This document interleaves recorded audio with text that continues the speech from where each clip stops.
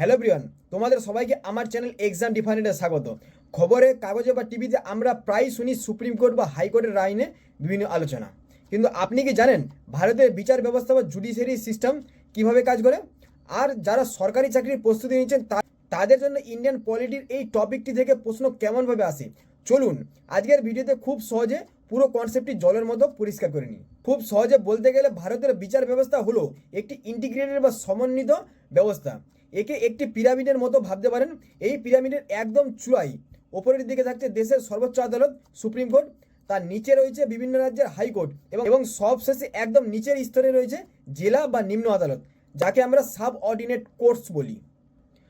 প্রথমে বলা যাক পিরামিডের চূড়া অর্থাৎ সুপ্রিম কোর্ট নিয়ে। সংবিধানের 124 নম্বর অনুচ্ছেদ অনুযায়ী এটি গঠিত হয়েছে।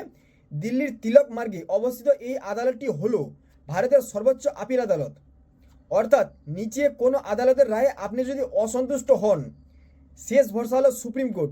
সুপ্রিম কোর্টের রায় ভারতের সীমানার মধ্যে থাকা সমস্ত আদালতের উপর প্রযোজ্য হয়। এখানে দেশের প্রধান বিচারপতি, চিফ জাস্টিস অফ ইন্ডিয়া এবং অন্যান্য বিচারপতিরা বসেন।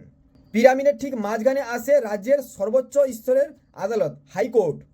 সংবিধানের 214 নম্বর অনুচ্ছেদ অনুযায়ী এটি তৈরি করা হয়েছে। আমাদের পশ্চিমবঙ্গে যেমন রয়েছে ঐতিহ্যবাহী কলকাতা হাইকোর্ট, যা ভারতের প্রাচীনতম হাইকোর্ট।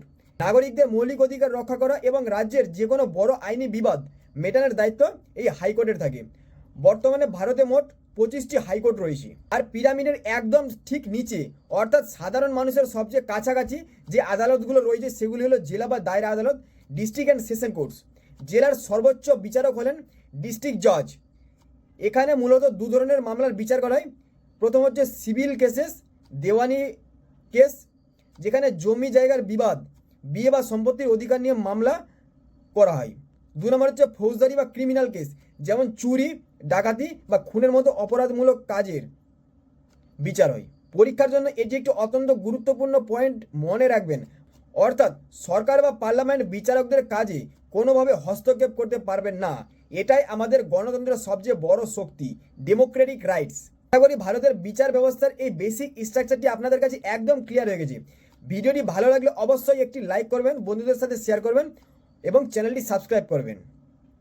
দেখা হচ্ছে পরের ভিডিওতে নতুন কোনো গুরুত্বপূর্ণ টপিক নিয়ে। Thank you.